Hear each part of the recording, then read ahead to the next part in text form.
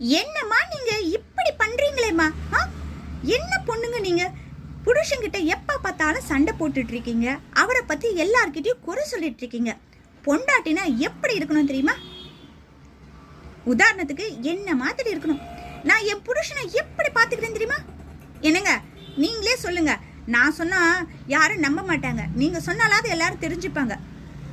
என் புருஷன் கொஞ்சம் shy type, அதனால தான் பேச மாட்டேங்கிறாரு. என் புருஷன் மனசுக்குள்ள என்ன தெரியுமா நினைக்கிறாரு? அடுத்த ஜென்மோன்னு ஒன்று இருந்தா இவ தான் எனக்கு பொண்டாட்டியா வரணும் அப்படின்னு மனசுக்குள்ள நினைச்சிட்டு இருக்காரு தெரியுமா? அடுத்த வாரம் உங்க பிறந்த நாள் வருது இல்ல, அதுக்கு போன வருஷம் பர்த்டேக்கு எடுத்த ட்ரெஸ்ஸே நீங்க போட்டுட்டீங்களா? நான் ஏண்டா போன வருஷத்துக்கு எடுத்த புடவையை இந்த வருஷம் பிறந்த நாளைக்கு கட்ட போறேன்? இந்த வருஷம் புது புடவையா எடுத்து தான் என் பிறந்த நாளைக்கு கட்டுவேன் தெரியுமா?